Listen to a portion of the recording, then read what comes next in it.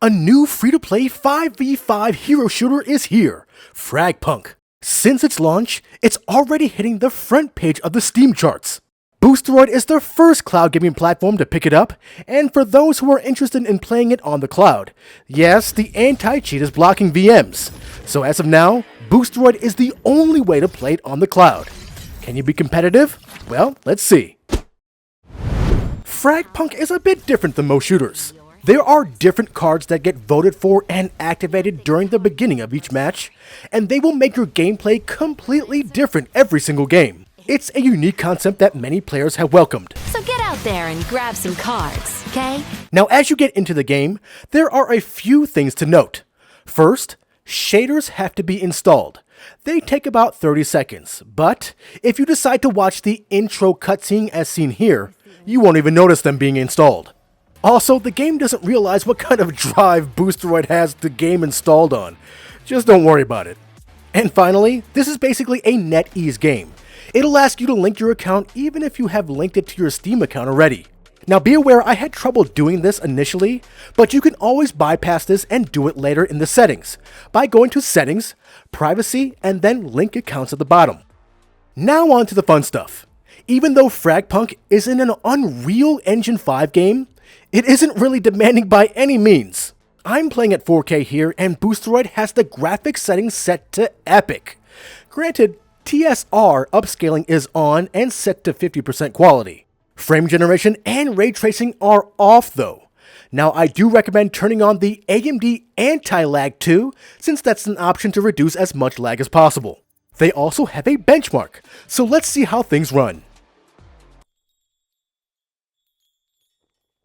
So like I mentioned, this is not a demanding game. Remember, this is also at 4K, and we're hitting frames well into the 200s. There are absolutely no changes that you need to make unless you want to. The results were pretty magnificent.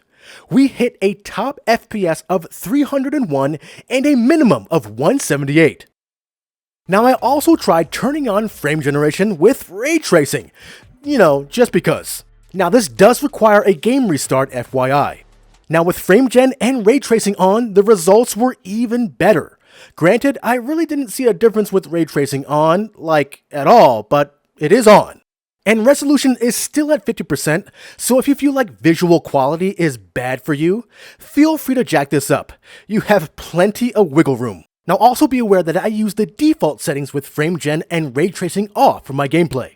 Now for the question you've all been wondering. Can you play competitively? Well, maybe. This is my first time playing the game, and well, I might have a mixed review here because apparently the cards aren't in my favor. Plus, I'm getting used to the game. Now I played several rounds of various different game types. The game does have controller support, but let's be real. The best tactical option is mouse and keyboard, am I right? Now I'm not gonna lie, but it took several games for me to get the right hand, if you know what I mean. What helped too is that I needed to increase my mouse sensitivity. You might need to do this as well. Now I'm not gonna say I was the best, because of course that could just be a skill issue. But again, this was my first time, so I couldn't tell you if it felt off or not. I guess I'll tell you if things are off when I try this game on the Green Competitors platform, if it ever gets out of testing. Because frankly, I was completely mid for the majority of my matches. Now, I'm not saying you'll be bad either, because it could be just a skill issue, like I mentioned earlier, but it's just hard to tell given this is my first few hours of playing. Now, I did get better over some time though. I do recommend playing Team Deathmatch just to get used to the different weapons, to see which ones stick with you the best. And I'm not saying you can't do well either, because I definitely had some highlights during the end of my playtime. So if you're already a seasoned player of the game, I'm not sure how, but you might just play fine on Boosteroid. Now I had no problems playing CS2 on Boosteroid, so the same might go for you here. Or you could be teabagged. And no, there is no teabag card. That right there is emotional damage. So what about 1080p? So obviously performance is even better at 1080p. No worries there. But is latency and response time any better? It is slightly better. Naturally, due to it being a smaller resolution.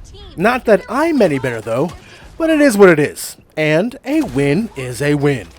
So that generally wraps up my experience with FragPunk on Boosteroid. We will have more FragPunk content in the future. So if you're interested in signing up for Boosteroid, the link is in the description.